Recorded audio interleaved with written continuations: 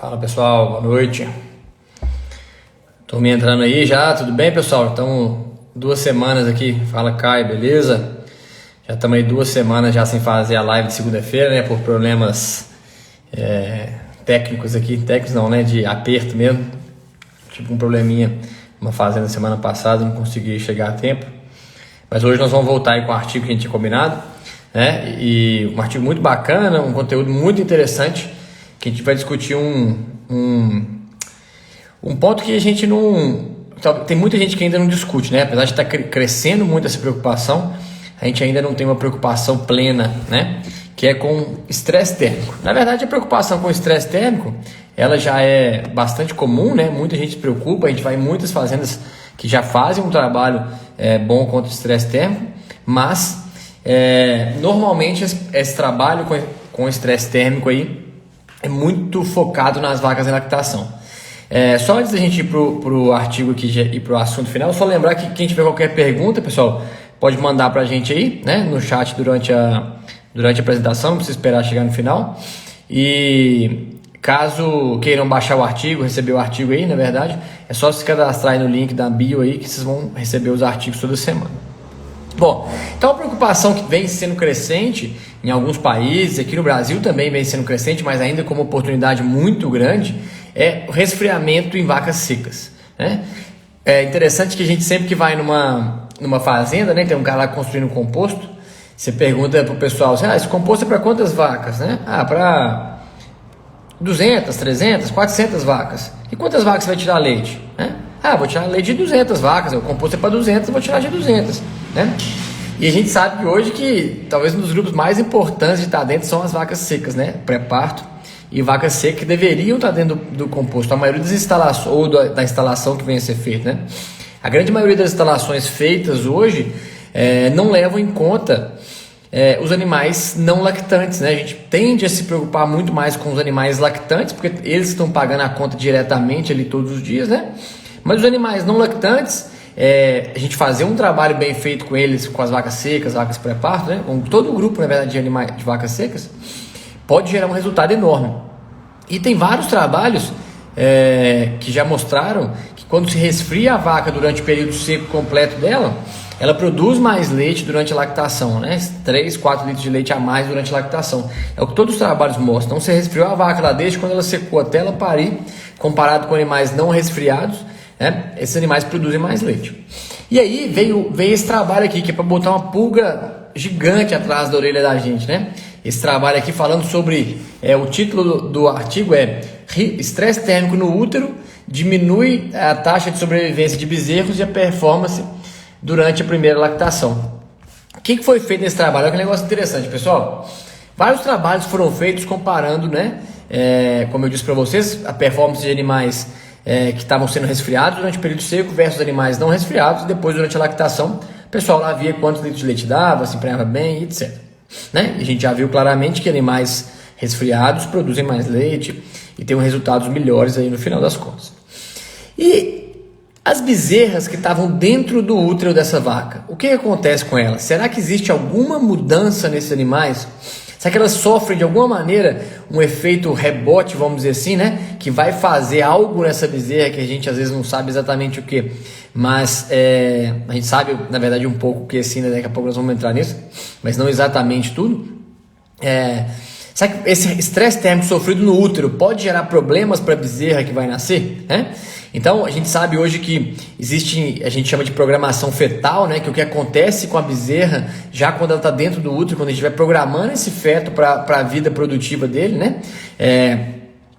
Pode acontecer alguma alteração na expressão gênica desses animais e eles virem a ter fenótipos um pouco diferentes, né? Expressões fenotípicas um pouco diferentes lá na frente, quando elas nascem, quando elas vão crescer, né? Então esse artigo, o que ele fez? Ele comparou 2 grupos de animais. O primeiro grupo, os animais que foram resfriados durante a lactação, certo? Contra animais não resfriados. Pessoal, e olha que interessante, os animais resfriados, todos os animais foram mantidos dentro de um galpão de freestyle, né? Então, o mínimo conforto que tinha era sombra, né? E cama boa, água, alimentação, tudo exatamente igual. O que era a diferença dos animais resfriados? Tinha vento e tinha água para esses animais.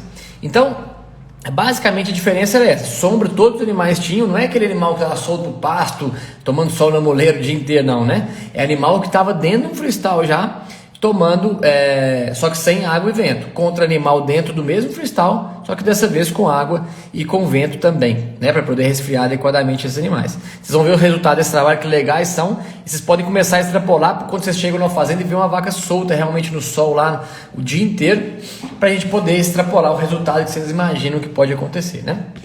Então, outros trabalhos já tinham mostrado que as bezerras que estavam no útero das vacas ali, elas nasciam um pouco mais leves, né, e tinham também um peso de desmama um pouco menor, e o autor também fala que tinha um pouco de a transferência da imunidade lá via colostro era um pouco comprometida também nessas bezerras que sofreram estresse térmico no útero, mas o objetivo desse trabalho, na verdade, era acompanhar essas bezerras durante todo o crescimento dela, entender quantos por cento desses animais chegariam na fase de lactação e também entender ganho de peso e tudo mais, e mortalidade e produção de leite durante a primeira lactação desses animais. E os resultados são realmente fantásticos e muito interessantes, né? O primeiro resultado, vou compartilhar com vocês aqui uma tabela, né? Vamos virar a tela aqui. Então aqui é a tabela 1 do artigo, ó, efeito do estresse térmico no útero, né? Vacas não resfriadas contra vacas resfriadas, na sobrevivência dos animais, certo? Aqui era dividido em animais, aqui então animais resfriados, é o CL, né? Vem de cooled, né? E o HT de heat stress, né? Que estavam com estresse térmico. Aqui tinha animais de IA e de FIV, mas no final das contas não fez muita diferença isso. Então a gente vai usar essa informação do total de animais, né? E para entender os resultados finais. Então, tinham 31 machos no grupo resfriado contra 30 machos no grupo não resfriado, 44 fêmeas no grupo com estresse térmico contra 41 fêmeas no grupo resfriado. Taxa de natimortos, né? No grupo resfriado, 0, nenhum. No grupo não resfriado, tiveram 3 animais que tiveram um problema com natimorto, 4%. Quando a gente vai ver aqui a mortalidade até 4 meses de idade, certo? Dos machos, 10% nos animais com estresse térmico contra 3% nos animais resfriados. Olha que número interessante. Novilhas que deixaram o rebanho antes da puberdade, por doença, má formação, qualquer coisa que seja, né? Mas ovelhas que deixaram o rebanho antes da puberdade, 12% no grupo controle, no grupo resfriado, na verdade, né? Contra 22% no grupo não resfriado, certo? Olha que número interessante, né? Uma diferença bastante grande. E aí eles separaram aqui os animais que foram devido a doenças, malformação ou problema de crescimento, né? 2,4 nesse grupo contra 18 no grupo não resfriado. Uma diferença estatística bastante grande, certo? Os outros não tiveram diferença estatística, mas nesse teve uma diferença estatística. Agora olha que legal esse outro número, que talvez seja o número mais importante, né? Novilhas completando a primeira lactação, né? 85% das bezerras que nasceram de vacas resfriadas completaram a primeira lactação e apenas 66% das bezerras que nasceram de vacas com estresse térmico completaram a primeira lactação. Então olha que trem doido, pessoal. O fato dessa bezerra ter sofrido estresse térmico dentro do útero fez com que a quantidade, com que as bezerras fossem mais fracas, tivessem mais problemas com a imunidade passiva, de adquirir a imunidade passiva, né, como a gente viu aqui, e principalmente menos quantidade desses animais completaram a primeira lactação inteira, né? Olha que interessante. Então, a cada 100 bezerras que pariram de vacas resfriadas, 85 sobreviveram, foram bem, completaram a primeira lactação e começaram a pagar as contas dela ali, né? No grupo com estresse térmico, apenas 66% das novilhas completaram a primeira lactação e conseguiram começar a pagar as contas dela aí, né? Então, um número assustador e diferente entre os grupos. E aqui já paga qualquer conta que você quiser fazer com resfriamento. Lembrando que nós estamos falando de comparar animais resfriados com água e vento contra animais que já estão na sombra num ambiente bom. Não é tirar lá daquele solão bravo e sem nada e fazer um trabalho, vamos dizer assim, completo com elas diferente. Não, a diferença foi água e vento, certo? Sombra já tinha. Outro gráfico interessante que é de peso, né? Na idade, então, na idade 0 até 12 meses e peso das novilhas, a gente viu que as bezerras nasceram um pouquinho mais pesadas no grupo resfriado, a barrinha preta, e elas continuaram mais pesadas durante todo o tempo, né? Elas não tiveram, as bezerras que estavam dentro de vacas com estresse térmico, não tiveram nenhum ganho compensatório, mas também não teve diferença no ganho de peso. A diferença inicial lá foi se mantendo até o final, até o ponto dessas novilhas emprenharem e entrarem na vida reprodutiva aí, né? Um outro número interessante dessas novilhas, antes de entrar na produção de leite por si, é o número de fertilidade, né? Esse aqui, pessoal, não é um trabalho basicamente desenhado para estudar fertilidade, por quê? Porque tem pouco... Estão me ouvindo aí, pessoal? Me dá um retorno aí. Parece que deu uma cortada aqui, vocês estão me ouvindo? Quem tiver aí, me dá um joinha, por favor. Pessoal, estão me ouvindo aí? Vai me dar um joinha aí, alguém estiver me ouvindo aí, por favor. Vamos lá. Tá tudo certo aí? Estão me ouvindo? Me vendo aí? A internet deu uma caída. Ah, valeu, obrigado. Valeu, Flávio, valeu. Show de bola. Obrigado aí, meu amigo Lambari. Então, pessoal, esse experimento, apesar de não ter sido um experimento desenhado para detectar diferenças em fertilidade, né? Os autores deram uma olhada nesses números também. Por que esse experimento não foi desenhado para detectar diferença em fertilidade? Quando a gente fala de dados reprodutivos, né, a gente precisa de um número muito grande de amostra, uma amostra muito grande para conseguir ter esses resultados finais, o que não era o caso desse experimento, né? Então, mas aqui a gente consegue ter uma ideia boa. Ó, idade a primeira IA, sem diferença entre os grupos, 13.6, 13.8. Serviços por concepção, 2 serviços por concepção nas vacas resfriadas, 2.5 nas vacas não resfriadas. Aqui teve uma diferença estatística, certo? E a idade, a gestação, a prenhez, né, também teve uma diferença também, né, 16.1 meses nas vacas resfriadas contra 16.9 nas vacas com heat stress. Essa foi uma tendência, né, um P de 0,07, mas tendeu a ficarem prenhas mais tarde as vacas que sofreram estresse térmico, as novilhas que sofreram estresse térmico no útero. Lembra disso, pessoal? Nós estamos comparando aqui animais que estavam exatamente no mesmo local, elas foram criadas na mesma fazenda, com a mesma dieta, ninguém sabia exatamente qual que era cada animal, né? O que o pessoal fazia? No final da primeira lactação, que eles fizeram uma análise retrospectiva dos dados. Então, esses animais não eram separados de maneira nenhuma. Depois que nasceu, eles foram criados exatamente iguais, foram na mesma instalação, mesmo protocolo, não tinha nenhuma diferença. As pessoas que trabalhavam com esses animais, inclusive, nem sabiam quais animais foram nascidos de vaca com estresse térmico ou animais que foram nascidos de vacas resfriadas. Então, isso é muito interessante, que é um trabalho, um estudo às cegas, vamos dizer assim, e que mostrou pra gente que, inclusive, pode ter um efeito em reprodução. De novo, apesar do número da amostra ser pequeno e não ser o grande foco aqui, né, do trabalho avaliar dados reprodutivos, mostrou também uma diferença reprodutiva quando as vacas foram resfriadas, quando as novilhas não receberam estresse térmico dentro do útero da mãe delas. Olha que trem doido, né? Tem hora que é difícil até de explicar. Pessoal, se tiver alguma pergunta, ele pode ir mandando pra gente aí, beleza? Bom, e a tabela principal do experimento, na verdade eu vou mostrar um gráfico para vocês, depois a gente vai na tabela para vocês terem uma ideia. Mas olha aqui o gráfico de produção de leite desses animais. Opa, passou. Produção de leite dos animais. Semanas pós-parto, então da primeira semana pós-parto até semana 35, e produção de leite. Em branco, novilhas que sofreram estresse térmico dentro do útero da mãe delas, e em preto, novilhas que não sofreram estresse térmico dentro do útero da mãe delas. Olha que trem doido, olha a diferença na produção de leite. Durante toda a lactação, as novilhas que sofreram estresse térmico dentro do útero produziram menos leite. Então, olha essa diferença, uma diferença enorme, enorme. Nós vamos ver ela aqui em números, aqui embaixo, para vocês terem uma ideia do que aconteceu, né? Novilhas que produziram, que tiveram um resfriamento, 31,9. Novilhas sem resfriamento, 36,8. Então, 31 contra 27, 4 litros de leite praticamente a menos quando a vaca sofreu estresse térmico dentro do útero. Se a gente pegar aqui os dados de gordura, quilos de gordura, acho que deu uma travada de novo aí, né? Mas vocês estão me ouvindo, né? Pode me dar um joinha de novo aí. Se a gente pegar os dados de quilos de gordura, né? Foi maior, obviamente, nas vacas que produziram mais leite, mas por uma questão só de volume, né?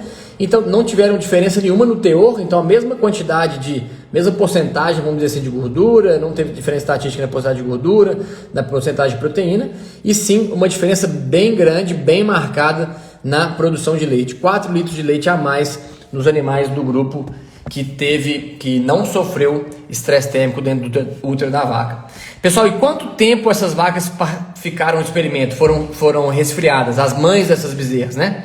Elas foram resfriadas por 6 a 7 semanas. Então, as vacas eram secas ali com 45 dias pré-parto, a mãe dessas novilhas que entraram no experimento. E aí, quando elas eram secas, lá 45 dias antes da data prevista de parto, elas eram divididas em 2 grupos, ou resfriada ou não resfriada.